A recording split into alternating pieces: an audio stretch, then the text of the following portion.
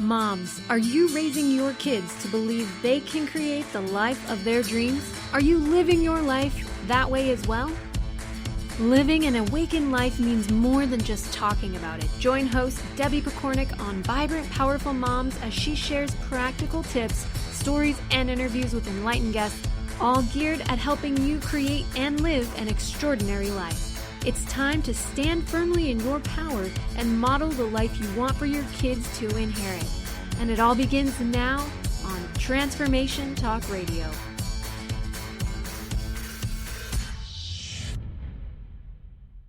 Welcome to the Vibrant Powerful Mom Show. I'm your host, Debbie Pokornik, and my mission is to help you create a life you love at work, at home, and at play. Today, I have invited back Kelly Lydick, a Gateway Dreaming coach who we had join us just over a year ago to talk about using your dreams to empower yourself. Today, she's back to answer some more of our questions, in part because I simply love this topic, but also because lots of people have been mentioning to me that their dream activity seems to be increasing lately in the last year or so. Now, as a person who has always experienced a lot of dreaming, in fact, sometimes to the point where I wake up and feel like I worked harder during the night than I had during the day, I felt that action needed to be taken. So I did what I needed to do, and I called in an expert, Kelly. Now, besides being a Gateway Dreaming coach, Kelly Lydick is a published author, a meditation facilitator, Reiki master, crystal Reiki master, and more. She teaches writing and personal development workshops and offers private consultations through her company, Waking the Dream.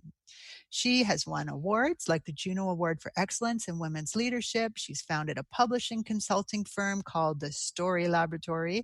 And definitely not least of all, she is a mom, if I've done my math right, to a 3-year-old. So, as you can likely tell, Kelly is one busy woman, and I look very forward to hearing from her on this show. So, Kelly, welcome back to the Vibrant Powerful Mom Show. Oh, Debbie, thank you so much for having me. I'm so glad to talk with you again and to share a bit about dreams and anything I can help with. I'm so excited to be here. Nice. Well, it's always a pleasure to chat with you. Mm-hmm. So I was going to ask you to share any highlights since we last talked back in 2018. But then I realized as I was preparing for the show that, you're a single mom of a 3-year-old, yet you always seem to have so many things going on. So I thought I'd kind of change the question and ask you instead to tell us one thing, one little tip or idea that you use to stay vibrant when you have so much on the go. Mm-hmm. Oh, I love that question. It's so important too, because it is hard to balance. It's really hard to balance. Can I share 2 tips? Would that be okay? Oh, all right. What the heck? The first one that comes to my mind is I always eat good, healthy, nourishing meals, and I eat organic whenever possible. I don't skip meals, and I have snacks in between. That's what I need to nourish my body, and that's what keeps my mind sharp and my energy high and makes me feel good throughout the day. But the other thing that I do to stay organized too is I make a list every morning. I send my son to school. I go to my calendar. I see what I have on my agenda for the day. I make my list, and that's what I use to guide my time management for the day. And so sometimes I use a whiteboard even, so I can erase it, and then I just erase it as I go as each item is checked off, but I always have a list every day to guide me. So I don't forget something, I stay organized, and nothing falls through the cracks. Nice. I love that. Now I have to ask you, do you sometimes write things on that you did that weren't on the list, but you did them? Do I do that? No, actually. I do. I confess. I sometimes I'll have my list sitting there and I mean to get to all those things and I will, but sometimes there's other things that come up that I just have to take care of. And so I do, but they weren't on the list. That part of it is true. And I don't usually notate those, but I guess there's always something, right? There's always something unexpected that we have pop up. And that's why I think it helps to have the list, because then if you have to divert your attention, you can go right back and then you still don't forget what you have to do.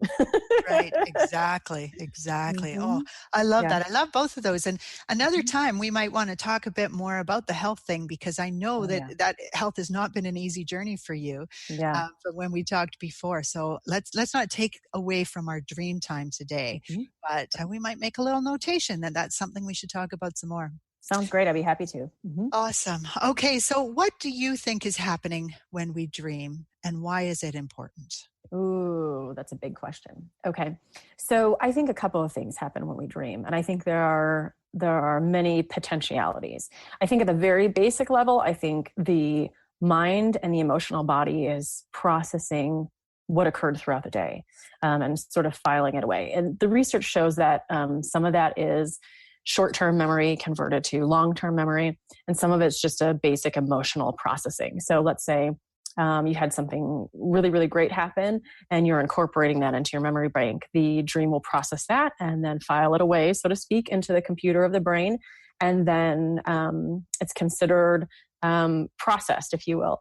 And same thing if there's a not so pleasant experience, or, if something made you angry, you might have a dream that has some kind of content related to that incident, and then the mind and the emotional body will process it and file that information away in the long-term memory, and also in a subconscious mind. So that, I think, at a basic level is one thing that happens. I also think that there are other potentialities beyond just the processing function. I do think that in dreams we have the capability to connect to our higher self, to connect to loved ones who have passed on, to connect even to others. There have been studies which are really, really fascinating. I belong to an association called the International Association for the Study of Dreams, and I get to have the privilege of talking with some really, really fascinating people and the studies that they've done in clinical settings. And one such study is about dream telepathy. And I find that really fascinating. The study essentially said that when we dream, we have the ability to connect to other people who are also sleeping, who are in the dream state. So potentially we could, if we primed ourselves and we're open, right, and made it a practice, we could potentially then connect in the dream state to other people who are also dreaming. And I did have an experience like that, a firsthand experience at the end of my Gateway Dreaming certification program, which appeared in print in an anthology called Dreams That Change Our Lives. And so I know that from my experience, I know that to be true. So I think that part is really, really fascinating, the potential around that. But I also think that there's some healing work that can be done during the dream time, whether it's connecting to someone else, connecting to what we would call the collective consciousness, or like I said, a loved one who's passed on. Those can definitely be healing dreams where, maybe we're missing them. Maybe we're processing grief, and the connection on the etheric level helps to facilitate that. So that is really interesting to me. I myself have had tons of dreams that feel like I'm processing something. And I think what's interesting to me when you're talking about all of those pieces together, I wonder if it is only stuff we've had happen to us that day. Like, because we live in a linear time, but I think when we sleep, maybe we're not in that linear time. I would agree. I would agree with that. And I think it could be, let's say, processing from a week ago too. But I think probably that the brain and the psyche prioritizes the immediate day before it goes into other timelines. But I do agree with that. I think that what we anchor as time in the waking hours is not exactly how it translates in the dream state. Right. Well, and I kind of bring that up because I have had someone say to me, I had the weirdest dream last night, and then they talked about the dream, and then they said, but it feels to me like it could be connected to this, but that happened a month ago. And I go, well, I think that's true. I think that's really true. I think of the brain sort of like a computer, or sometimes I also think of it as like a filing cabinet. So at any point in time when we want to access something, we open the drawer to the filing cabinet and we pick out a file. And so sometimes when we have dreams that seem like they're collaged or seem like they're mixing different things. I think it's also because the brain and the psyche and the consciousness is just accessing sort of different files, if you will. Okay. If that's maybe an easy metaphor to kind of visualize. Yes. Well, and my dreams are all collages. Like when I try to share my dream with somebody, I have to sort through the collage to have it make sense. And I can feel what makes sense to me. Yeah. But if I tried to describe exactly what was going on, forget it. It would Mm-hmm. just be way too weird. Mm-hmm. So, Yeah. And I think I think a lot of people, I've had that experience myself. I've had clients report that too. I think that's not a normal. No. Yeah. Well, that's good. I like to be more normal than Mm-hmm. abnormal most days. Most So days. I'm wondering if I'd love to get a tip here for parents. So you have a 3-year-old son. Yep. Do you do anything special with him to help him with his dreams or to get him, I don't know, processing things or anything? That's an interesting question too.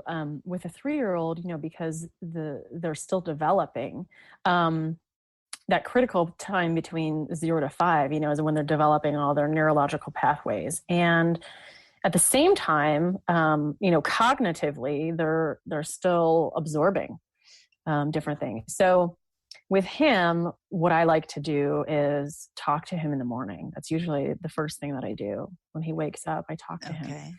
And sometimes it's interesting because sometimes he'll have a really funny dream and I'll hear him wake up and he's laughing in his sleep. Right. Or sometimes I think he probably has a nightmare and he wakes up crying, or he'll say things like, "That's my toy."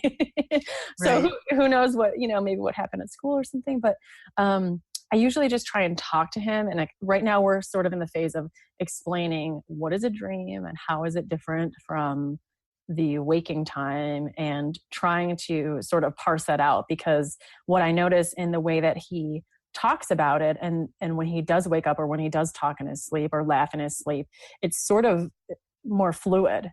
It's almost like the way that he can understand it is that the dream state is no different than the waking life. He actually believes what happened in his dreams is happening. And so in a way, that's actually very true. Maybe even more true than we as adults tend to categorize the two, right? But for him, I think, and for particular, maybe even that age group, I would say, not just him as a person, but for that age group at 3, it's really about trying to explain to them that, oh, that's a dream. That's actually a dream. Or, when he says, oh, he'll talk about in the morning when he tells me about it, he'll say, oh, I went with my friend here and we did this and this and this. And I'm like thinking to myself, did we actually do that? And then right? What is he talking about? What day was that? And then I'm like, oh no, that's your dream. And so that's sort of the signal too, where he's recounting something that he is saying happened, but it didn't actually happen. And that's another signal that I use to understand that he's actually talking about his dream. Nice. Nice. Yes, I can remember my kids saying different things to me like, "You remember, Mommy, you were riding that horse?" And I'm thinking, right. What? I wasn't riding a horse. Yeah, exactly. I go, "Oh, did you have a dream?" But I think if I went back for myself when my kids were younger, I just feel it might be helpful for kids to know that, your dream time is when you're processing things, that it's not necessarily something that you believe or whatever, because there's so much that comes up. Right. Yeah. And they say as adults too, like never fall asleep with the TV on. You'll end up with the advertisements in your dreams. And it's true. It's totally true because, the brain is absorbing information 24/7 essentially. So it's important to be conscious of what we're feeding it. Absolutely. Absolutely. So how about we talk about some of the more common symbols in dreams and what they might mean? I remember in the last show, you gave us some very basic things like water meaning emotion, stuff like that. But I don't know. I'd like you to take it whatever direction you feel would be most applicable. Sure. So when I work with clients, I use the symbols that are more particular to a psychologist named Erich Fromm. And he did say that, water was related to emotion. There are other things like the home particularly, could be the self, right? The whole self, Right. things like that. But what I've noticed is that that's true, but also there's another sort of nuanced layer that's really individualized. So when I work in a session with my clients, I'll use those kinds of symbols as a baseline and a foundation, and then knowing their personal context will help with some of the nuances. And the one thing that I love to bring in actually is color through the chakras. And that also is in alignment with a small study that I did, and I presented to that organization, the International Association for the Study of Dreams. And what I found is that the colors of the chakras do correspond at an emotional level to whatever it is that the person is dreaming about. So let's say they have a dream about a red car. Mm-hmm. That's just a basic symbol, right? We would say, okay, we'll look at the car as a foundational element, and the car can be a symbol for you, the self, just like the home. Although the car is something that's in motion, whereas the home is stationary. So we think then, what does that movement symbolize, and what could that mean in the context of the individual? And then we would look at the color red, and red meaning the first chakra, the root chakra. We'd look at things like foundation, stability, confidence, money, how a person asserts themselves in the world. How do they approach their goals? Things like that. Anything that you would find that would be in alignment with that first chakra, and then look at it in the context of the dream. Well, where is the car going? Is it driving to a park? Is it driving to a store, a museum? Is it in reverse? And right. And so we would look at those things and then from there say, okay, this is the meaning that we can derive from sort of the connections between the vehicle and the color and the context and how it's moving. So whereas the symbol is that foundational piece, the car is the self, that's really just the foundation of it. So maybe some other symbols could be, ocean and water, bodies of water indicate emotions, some kind of emotion. So then you would look, well, is it a stream? Is it a lake? Is it an ocean? What is the quality of the water? Is it turbulent? Is it flowing? Is it a gentle brook? So I think that you can use those foundational symbols and then also look at the nuances and the context of each thing to determine a better meaning. And that's really varied. That could be infinite potentially.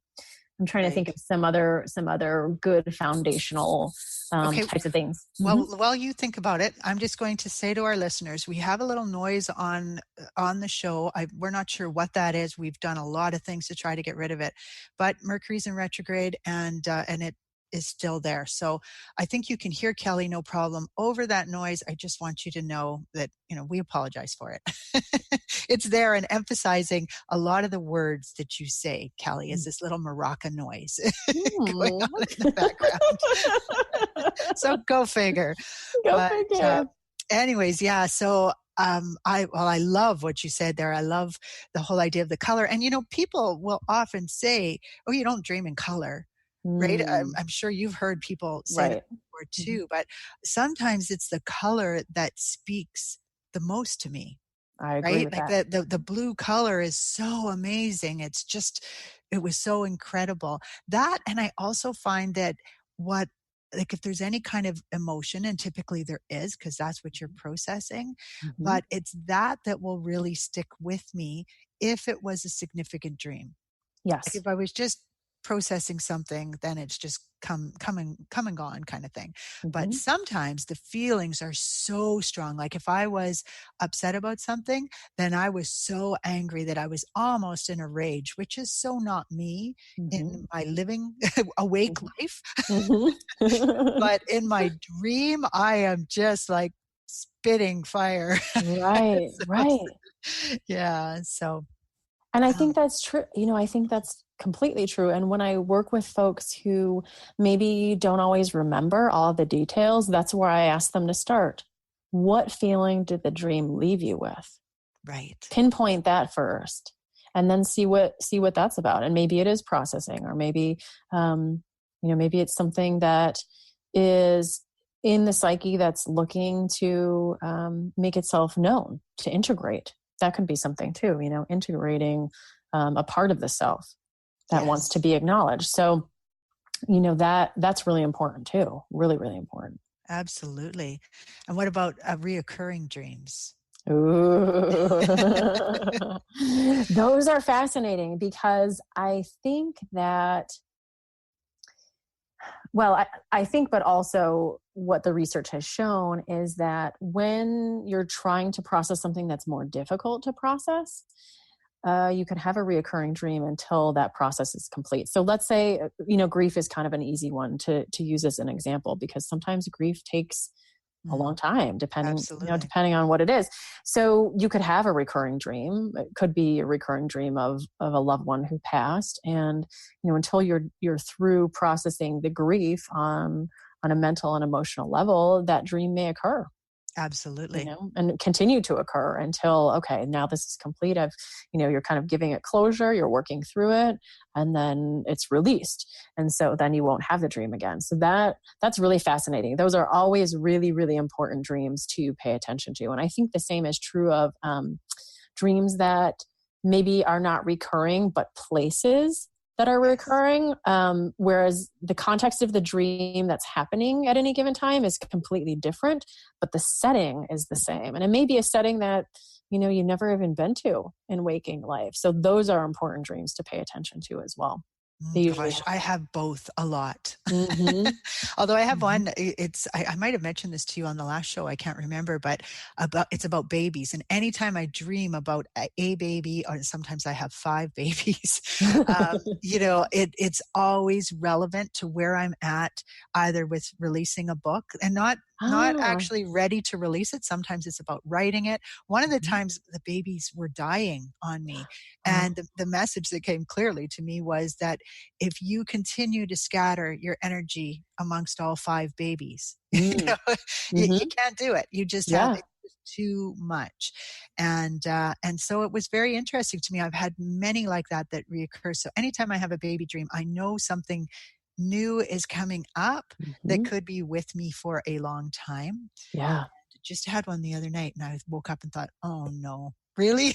I mean, I love it, but I don't. So we're coming to the end of the time, and I've learned over the years that I want to tell people how they can find out more about you, take that time, and then we'll go back, if we still have time, to another question. Okay? Sure. So you can find out more about Kelly at kellylydick.com. So that's Kelly, and then another LYDICK.com.